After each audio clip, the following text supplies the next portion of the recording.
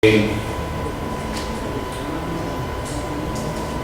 que pensar que cuando hablamos de jóvenes en México no podemos entonces hablar de una sola realidad, es decir, como si la edad lo fuera todo, ¿no? O hablar de adolescentes como si la adolescencia y la edad fueran todo.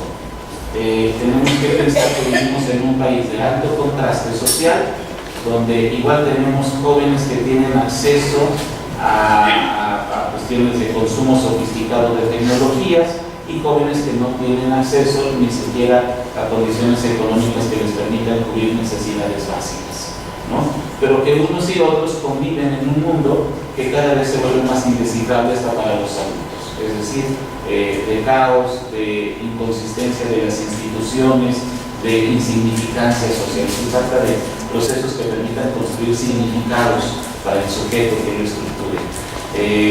Pero de entrada tenemos que las realidades que se viven y por lo tanto para los profesionistas que trabajamos con jóvenes, intervenir con jóvenes se vuelve muy complejo porque tenemos que diferenciar a qué jóvenes nos referimos, ¿sí?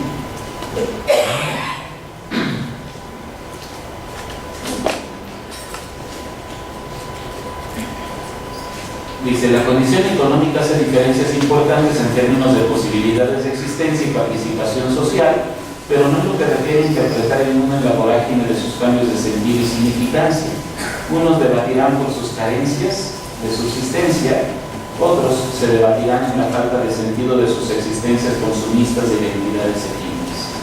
Mientras unos están desesperados por encontrarle sentido a la vida, otros estarán desesperados por conseguir recursos suficientes para sostenerse.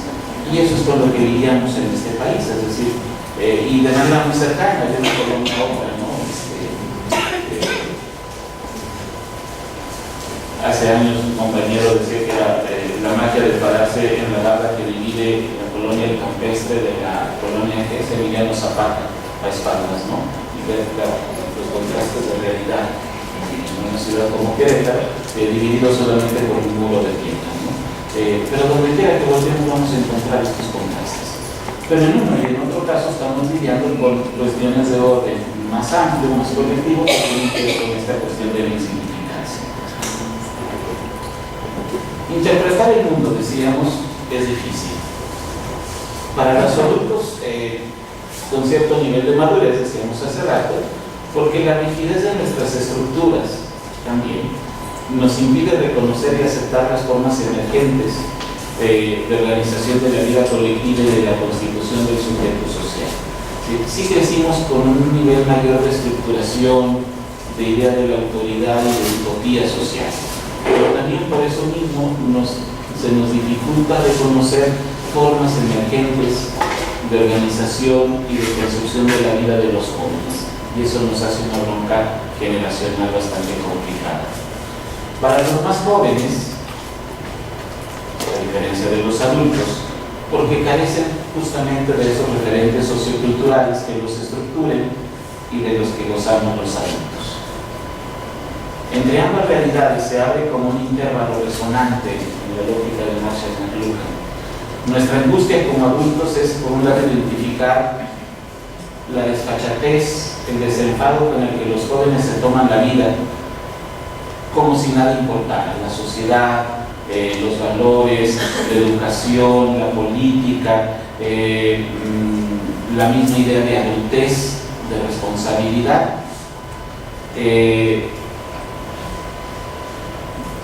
Elementos todos estos que carecen de significados, me refiero con insignificancia, carecen de un significado estructurante para los jóvenes.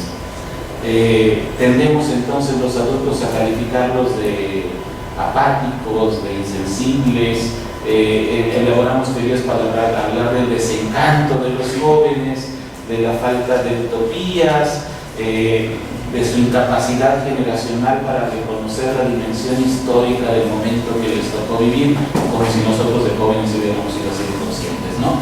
Pero es bien padre eso de descalificar lo que los jóvenes hacen, ¿no?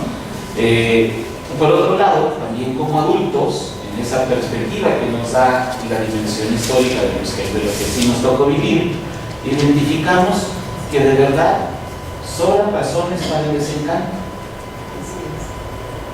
y para la frustración, y que la perspectiva de futuro para los y las jóvenes no son en absoluto positivos a largo plazo. Hay en general una ruptura en el proceso de relevo generacional. Nuestra generación ha sido en buena medida incapaz de vender una idea de futuro, de estabilidad, de utopía para los jóvenes. Y eso es algo que generacionalmente creo que nos toca empezar a reconocer. Parafraseando un eslogan de propaganda gubernamental que me encontré por ahí el 5 de febrero, que dice que una ciudad joven es una ciudad con futuro. ¿Sí lo han visto? Una ciudad joven es una ciudad con futuro. Tendríamos que decir que una ciudad con futuro será siempre una ciudad joven. La juventud se anula cuando no hay futuro.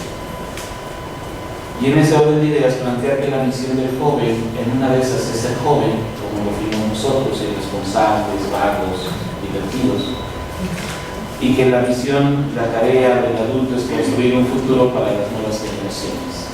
Y en ese sentido es que debemos aceptar que en ese proceso los adultos venimos heredando cada vez un mundo con menos posibilidades de futuro para nuestros jóvenes. Y eso no es responsabilidad de los jóvenes en realidad.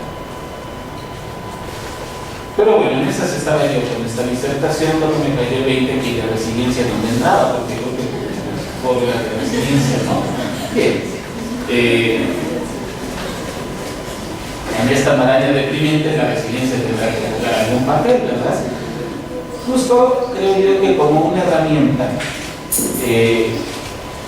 en cierta medida sin precedentes generacionales, no es una teoría vieja que vengamos elaborando, desarrollando. Y con esto a mí me es más fácil explicarlo desde una teoría sí más vieja, Castoriadis, Cornelius Castoriadis. Planteaba el señor Castoriadis que el ser es creación o es nada en el transcurrir del tiempo. Es decir, el sujeto vive en el tiempo de una manera inédita, siempre inédita. Cada transcurrir de cada sujeto en el tiempo es absolutamente inédito, a pesar de todo lo que hemos creído que podemos anticipar. Es decir, podemos tener agenda y planear lo que vamos a hacer la próxima semana. La verdad es que enfrentamos cada día de una manera total y absolutamente inédita, sujeta a las vicisitudes de la convivencia, del tráfico, de los otros que llegan o no llegan a la ponencia, qué sé yo. ¿Sí? En realidad nuestra vida ha sido siempre inédita, pero no es la forma en que lo reconocemos ni lo vivenciamos. Sobre todo nuestras generaciones fueron educadas para, los niños me refiero por lo menos, fueron educadas para anticipar, para predecir, ¿sí? Que fue lo que empecé. Poder imaginar un futuro, poder establecer las bases que me permiten garantizar un futuro, es una forma de conjurar los fantasmas de la incertidumbre, que es algo con lo que la humanidad a lo largo de toda su existencia ha tenido que lidiar. ¿Cómo garantizo que me voy al cielo? ¿Cómo garantizo que voy a ser feliz? ¿Cómo garantizo que voy a tener éxito? ¿Sí? Necesitamos garantizar el futuro, porque no garantizarlo implica sumirnos en una desesperada incertidumbre. Curiosamente, parte del problema, y esto lo señala un autor fabuloso mexicano que se llama César Carrizales, que ya falleció, por cierto, la bronca es que no preparamos en absoluto a nuestros jóvenes para lidiar con esa incertidumbre, porque nosotros no tuvimos oportunidad de lidiar de esa manera con la incertidumbre.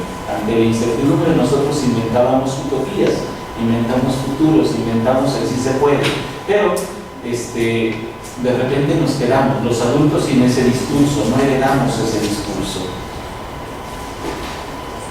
Por eso en una de esas los jóvenes, sobre todo los que se vuelven visibles desgraciadamente por una serie de actividades que son percibidas como alterantes, y en una de esas muchos de los que ni siquiera son percibidos por sus actividades alterantes, pero que están por ahí rumiando en la soledad las broncas de reciclar de que se trata la vida, En una de esas están más conscientes de la carencia de futuro, de lo frágil y efímero que es toda anticipación. Y lo preocupante aquí sería, en todo caso, que vivan su vida en una percepción de nada en vez de creación.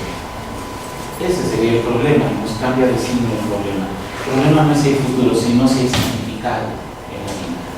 Si hay significado, el mundo en eso inédito puede ser construido.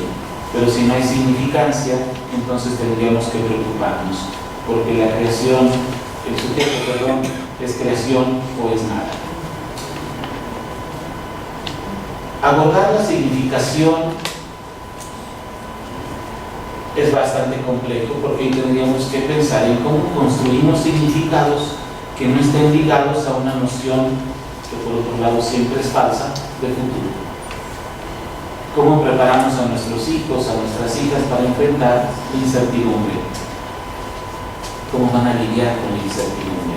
Si ya no les podemos vender una noción de futuro, una utopía, ¿cómo hacemos para que puedan lidiar con la incertidumbre?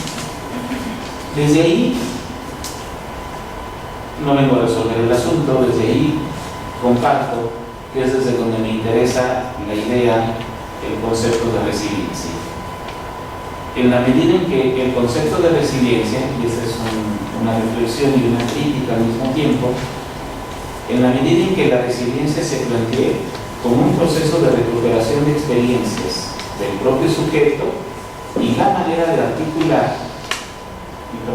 particular de reconocer, identificar e interpretar su contexto histórico, social, económico, etc. Aquí habría que hacer una diferenciación sutil, delicada, entre la resiliencia como un proceso de construcción constante, en tanto inédito para cada sujeto, y la resiliencia como fórmula homogénea para resolver cualquier conflicto a mansalva. En el primer caso se erige como una metodología con una serie de guías que permiten orientar el proceso, pero que están abiertas a las condiciones específicas de acción, y en el segundo caso se corre el riesgo de que se intente adaptar al sujeto a un esquema preconcebido y se oriente a la simulación típica de las instituciones que les preocupan más los indicadores formales que los procesos de vida. Y ahí se me acabaron las ideas con esa reflexión.